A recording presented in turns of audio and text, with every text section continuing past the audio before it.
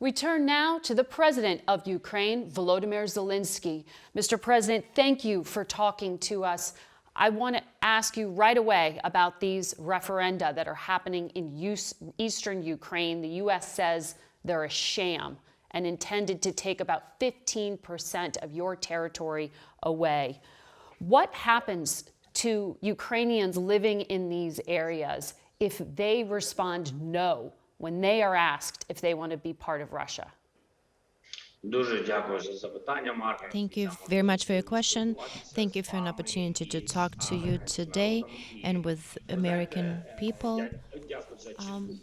Thank you very much for a very strong position from the White House and President Biden.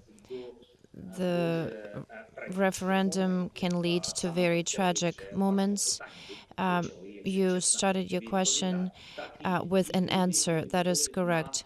Those people who don't come to referendum, Russians can turn off their electricity and won't give them an opportunity to live a normal human life.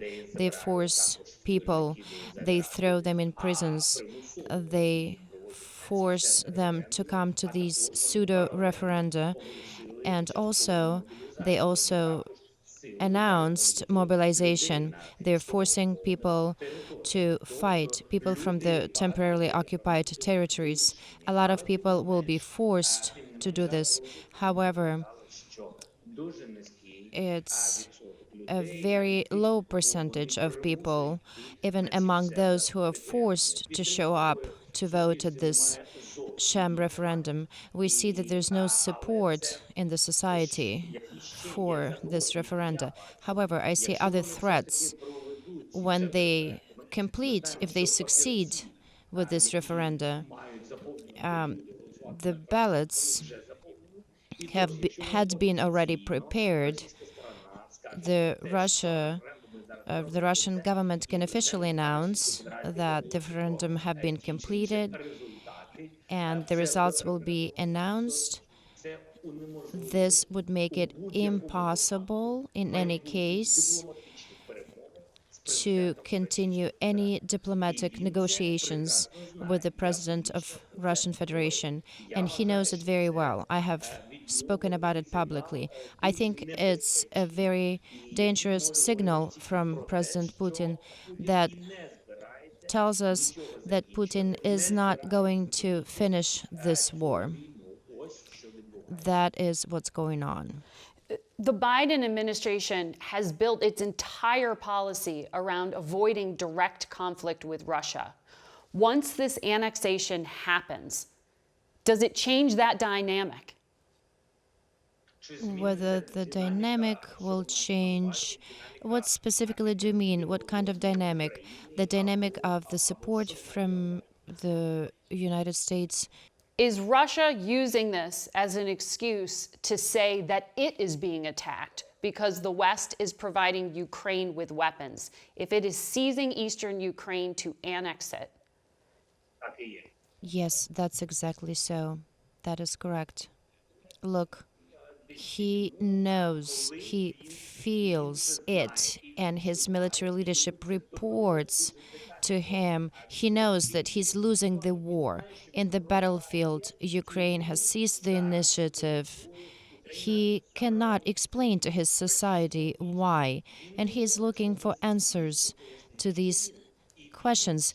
His society does not understand what kind of second army in the world it is that is not capable to win and to defeat Ukraine. Yesterday, President Putin said they will win Ukraine in 3 days, but now it's 7 months. Today, it's 7 months since Russia tried to occupy Ukraine, but they couldn't. And now he has to justify. He has to take steps to justify. He says, see, let's look at it. I am not afraid of Ukraine. It was a special operation, but now it's Russia. It's our territory. Look, we conducted referenda. Now it's the West who attacks Russia. Now the West attacks our territories. We have let the society join Russia, the society that wanted to be with Russia.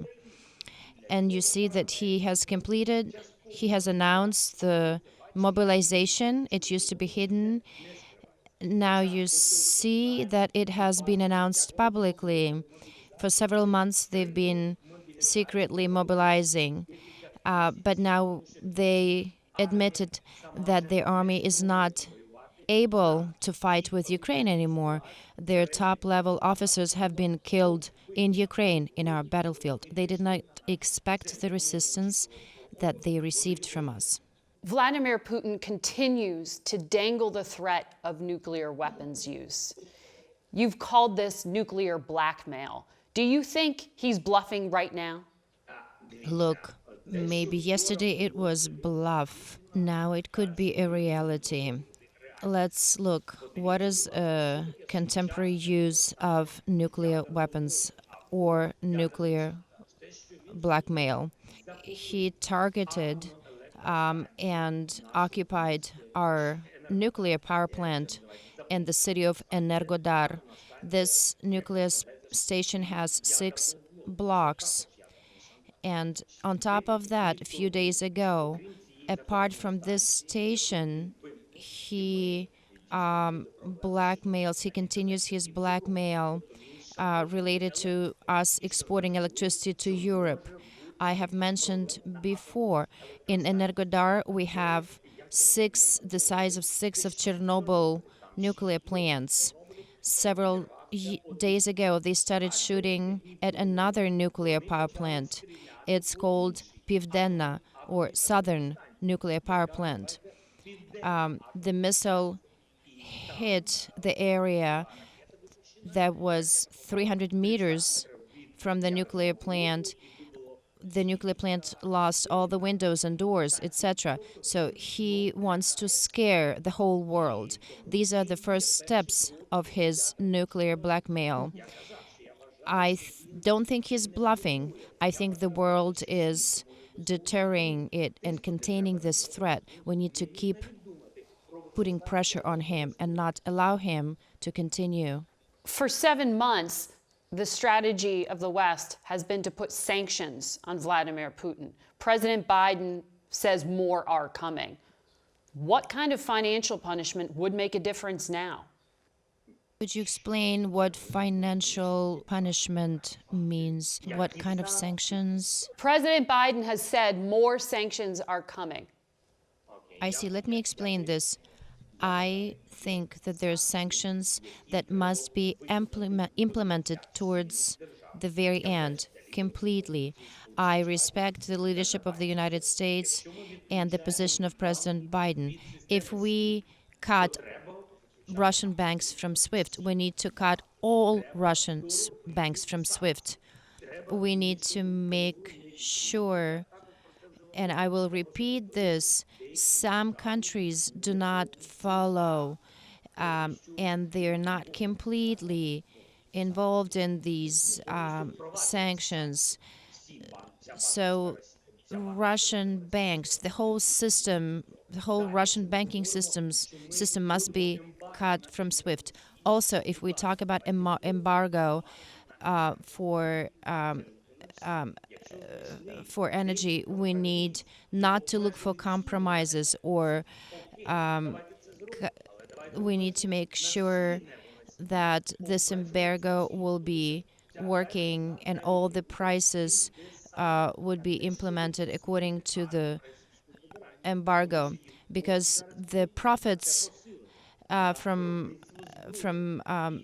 these imports support the Russian army and fund the war. We see that it's a very expensive toy for Putin.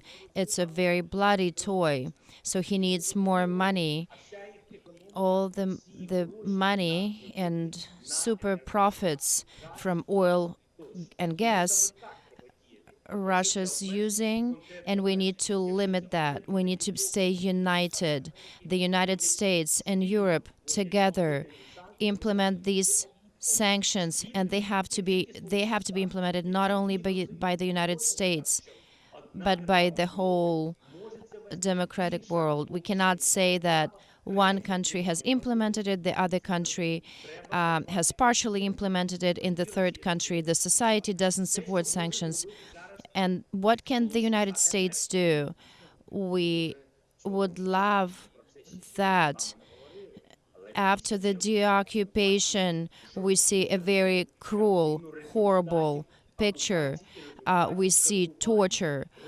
We see killings of our civilians. And I'll give you more detail. But after Bucha, it's not the first case. We see the United States could show its leadership position and recognize Russia as a sponsor of terrorism. I understand there will be implications. These implications will make diplomatic negotiations impossible. However, they are terrorists, and we cannot let them do it out of fear. They will not surrender. We need to keep applying pressure. Again, they do not want any dialogue. We see referenda, we see mobilization that's emphasizing their will. The United States can help the whole world. The sanctions are fair, 100% fair. We deoccupy Kharkiv region. We see many journalists came back and they will show their videos. We started exhumations, lifting body. We lifted 500 bodies. The whole families were tortured and killed. Their families were buried together. Adults, men and women, and little children with bullets in their heads. Some of their body parts were missing. They are terrorists. We need to recognize them, who they are. They will only understand dialogue when they will feel that somebody supports them, if they feel someone's weakness. However, if the world is ignoring them, not supporting them, not dealing with them, because they are terrorists, they don't have honor, they cannot keep their word. They do not kill military personnel. They rape, torture, and kill civilians. Imagine, I was there a few days ago. We found a big mass grave of 1,000 people. Today, I received more information. The journalists are on their way. They found 2 more mass graves, big graves with hundreds of people also. And we're talking about a little town of Izum. Do you know there are 2 more mass graves in a small town? This is what's going on. The sanctions need to continue. The sanctions will have political impact as well as financial impact. The U.S. has released intelligence about Russia's filtration centers that it is putting Ukrainians into, and estimate that hundreds of thousands of Ukrainian children are being taken to Russia. Does forcibly separating kids from their families constitute genocide? These are horrible elements of genocide of the Ukrainian population. The tortures that I've mentioned, unfortunately, we have not deoccupied the full territory of Ukraine that has been occupied by Russia since February 24th.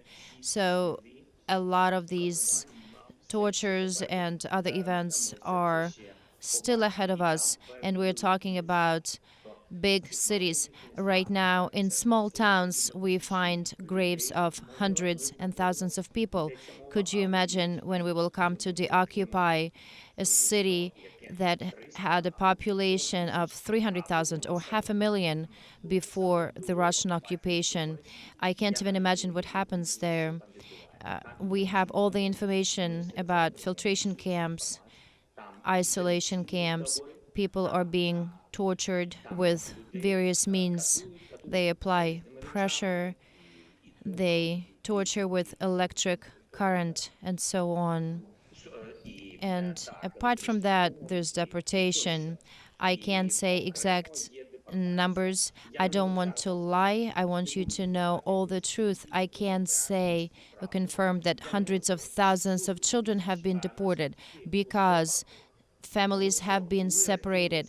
Partially, some people have been forced to stay in the occupied territory. Some families have been separated and children have been forced to leave into Russia. We cannot confirm the number of children that have been able to stay in the occupied territories or were forced to go to Russia. But it's absolute true that there are thousands of these children. We have confirmed that. Offensive operations are more expensive than defensive operations. The White House is asking Congress for $12 billion more to provide to Ukraine. What do you need this money for? What is essential right now? I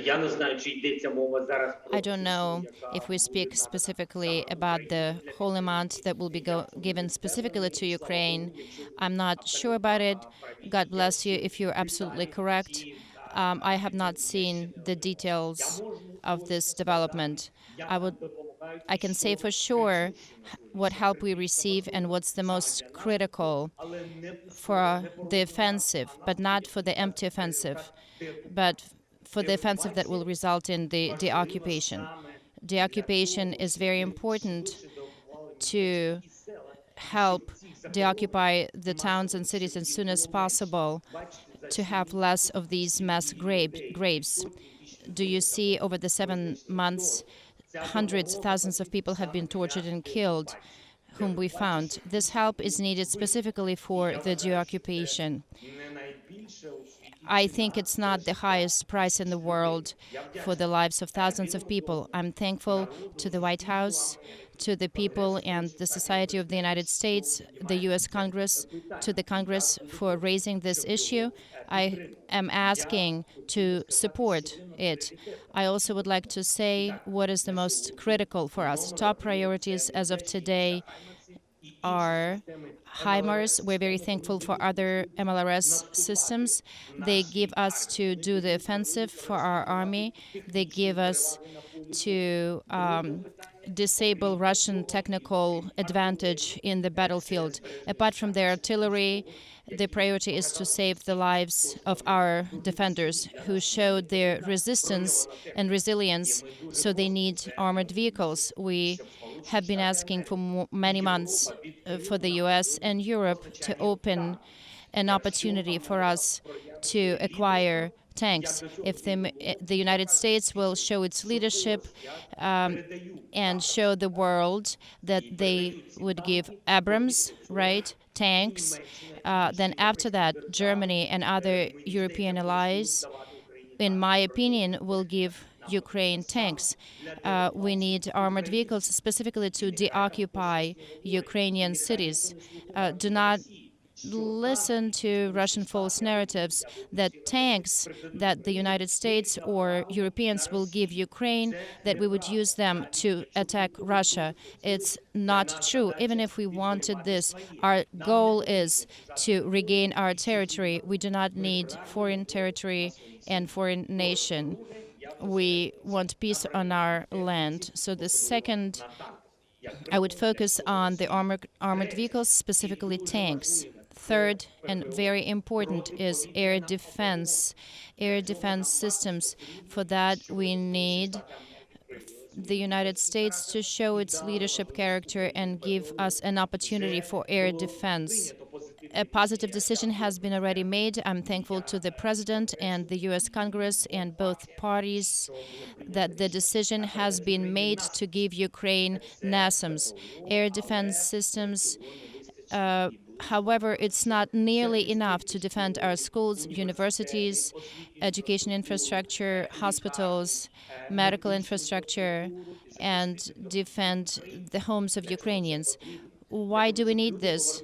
We need this for people to come back from overseas. Once they come, they will start working and pay taxes. If they pay taxes in the Ukrainian budget, We will not have the deficit of 5 billion every month. It will be a positive for everybody.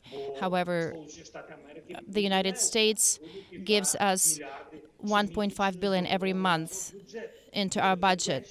We thank you very much, but our deficit is 5, and if our people will come back, and they do want to come back, they're very well motivated, they will start working in Ukraine, and the United States will not have to allocate this amount into our budget. I'm sorry to use this language about war, but it's win-win. We need to have our people return home, and for the United States and for the whole world, it will decrease the cost of war. And for us, it's, of course, the safety for our population. We're heading into those cold winter months and a possible global economic crisis. Do you trust that the West will provide that financial support you need? We all need to live through this winter. It's the most complicated winter, and I'm convinced that if we talk about Ukraine, you see what's happening. They blocked the ports to prevent our grain to leave for Africa, Asia, some countries of Europe, to create chaos there, political chaos and famine. They want to cause famine, and that's why, and therefore instability in some countries. The second crisis that Russia created is energy. They have created it before the full-scale invasion. The world has no right to listen to Russia's false narratives. They say that because of the war and sanctions, the energy prices are going up. It's untrue. Remember, before the full-scale invasion, Russia had already done that. Russia has done that, and the energy prices have been inflated. The second risks, and now they understood that Ukraine is capable because Ukraine has been connected to the European grid to help Europe, Poland, Romania, our neighbors, Moldova. We have started negotiations with Germany.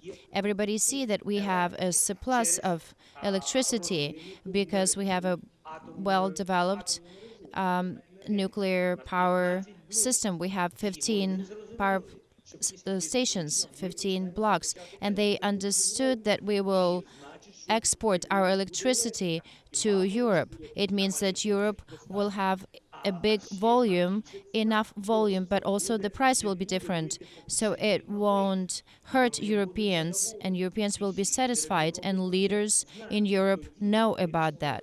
And then they decided to attack our nuclear power plant. Now it's been disconnected. 6 units out of 15 do not work. But our country has enough electricity. So we see that 1/3 of our capacity could be working for Europe right now. That's what Russia is doing. Yes, of course, winter will be very difficult. September 11th, they did it on purpose. You know what a symbolic, tragic symbol it is, 11th of September. And specifically on this day, they attacked our electric infrastructure.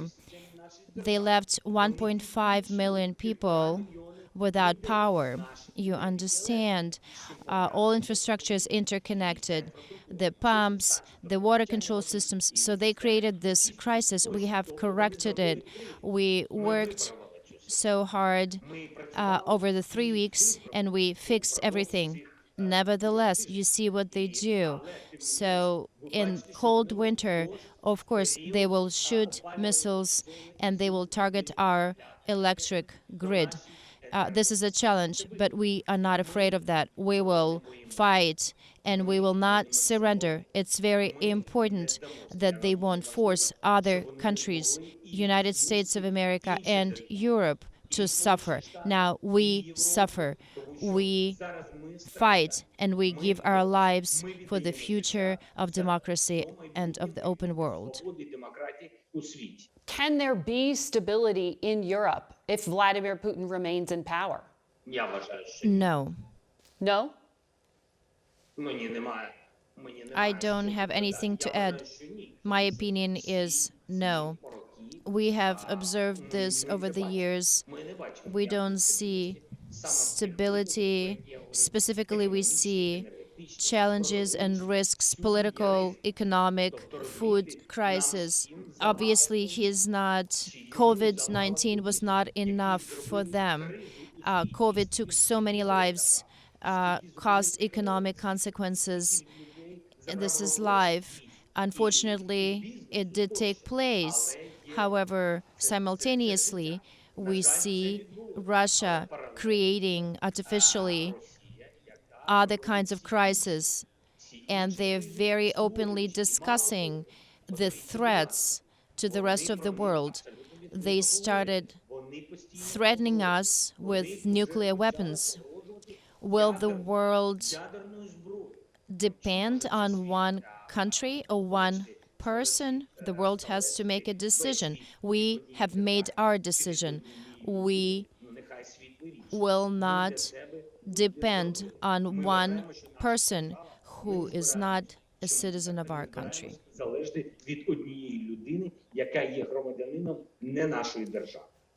Mr. President, thank you for your time today. I do want to ask before I let you go, you have kept Ukraine united during this war.